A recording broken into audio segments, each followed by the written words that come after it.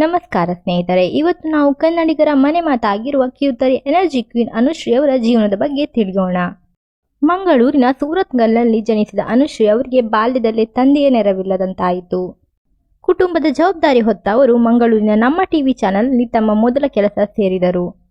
ಆಗ ಅವರಿಗೆ ಸಿಗುತ್ತಿದ್ದ ಸಂಬಳ ತಿಂಗಳಿಗೆ ಕೇವಲ 800 ರೂಪಾಯಿ. ಆದರೆ ಆ ಸಣ್ಣ ವೇದಿಕೆಯೇ ಅವರ ಬದುಕಿನ ದೊಡ್ಡ ತಿರುವಿಗೆ ಅಡಿಪಾಯ ಹಾಕಿತು. ಈ ಟಿವಿ ಕನ್ನಡದಲ್ಲಿ ಅವಕಾಶ ಸಿಕ್ಕಾಗ ದೊಡ್ಡ ಮಟ್ಟದ ಕನಸು ಹೊತ್ತು ಅನುಶ್ರೀ ಬೆಂಗಳೂರಿಗೆ ಬಂದರು. ಆದರೆ ಇಲ್ಲಿನ ವಾಸ್ತವ ಭಿನ್ನವಾಗಿತ್ತು. ಪ್ರತಿ ಎಪಿಸೋಡ್ಗೆ ಅವರಿಗೆ ಸಿಗುತ್ತಿದ್ದು ಕೇವಲ 250 ರೂಪಾಯಿ. ತಿಂಗಳಿಗೆ ಕೇವಲ 4 ಎಪಿಸೋಡ್ಗಳು ಮಾತ್ರ ಇರುತ್ತಿದ್ದವು. ಅಂದರೆ ತಿಂಗಳ ಆದಾಯ ಕೇವಲ 1000 ರೂಪಾಯಿ. ಈ ಸಣ್ಣ ಮೊತ್ತದಲ್ಲಿ ಬೆಂಗಳೂರಿನಂತಹ ನಗರದಲ್ಲಿ ಬದುಕುವುದು ಅಸಾಧ್ಯವಾಗಿತ್ತು.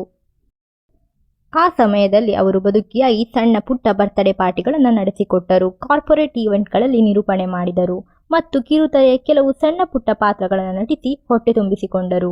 ಸತತ ಪರಿಶ್ರಮದ ನಡುವೆ 2011ರಲ್ಲಿ ಮುರಳಿ ಮೀಟ್ಸ್ ಮೀರಾ ಚಿತ್ರದ ನಾಯಕಿಗೆ ಧ್ವನಿ ನೀಡುವ ಅವಕಾಶ ಸಿಕ್ಕಿತು. ಈ ಅದ್ಭುತ ಡಬ್ಬಿಂಗ್ ಕೆಲಸಕ್ಕಾಗಿ ಅವರಿಗೆ 2012ರಲ್ಲಿ ಕರ್ನಾಟಕ ರಾಜ್ಯ ಚಲನಚಿತ್ರ ಪ್ರಶಸ್ತಿ ಲಭಿಸಿತು.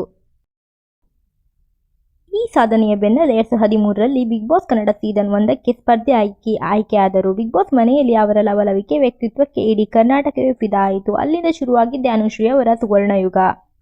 ಇಂದು ಜೀ ಕನ್ನಡ, ಸರಿಗಮಪ ಸೇರಿದಂತೆ ಅತಿ ದೊಡ್ಡ ರಿಯಾಲಿಟಿ ಶೋಗಳ ಬೆನ್ನೆಲುಬಾಗಿ ಅನುಶ್ರೀ ನಿಂತಿದ್ದಾರೆ. ಇಂದು ಕೋಟಿ ಅಭಿಮಾನಿಗಳ ಪ್ರೀತಿ ಅವರಿಗೆ ತಲುಪಿದೆ. ಇತ್ತೀಚೆಗಷ್ಟೇ ಉದ್ಯಮಿ ರೋಷನ್ ಅವರ ಜೊತೆ ಹತಿಮಣೆಯೇರಿ ಹೊಸ ಜೀವನವನ್ನು ಆರಂಭಿಸಿದ್ದಾರೆ. ಗೆಳೆಯರೇ, ಛಲವಿದ್ದರೆ ಎಂತಹ ಕಷ್ಟವನ್ನು ಮೆಟ್ಟಿ ನಿಲ್ಲಬಹುದು ಅನ್ನುವುದಕ್ಕೆ ಅನುಶ್ರೀ ಅವರೇ ಅತ್ಯುತ್ತಮ ಉದಾಹರಣೆ. ಅವರ ಈ ಜರ್ನಿ ಬಗ್ಗೆ ನಿಮ್ಮ ಅನಿಸಿಕೆ ಏನು? ಕಮೆಂಟ್ ಮಾಡಿ ತಿಳಿಸಿ. ವಿಡಿಯೋ ಇಷ್ಟ ಆದರೆ ಲೈಕ್ ಮಾಡಿ, ಶೇರ್ ಮಾಡಿ ಮತ್ತು ಸಬ್ಸ್ಕ್ರೈಬ್ ಮಾಡಿ.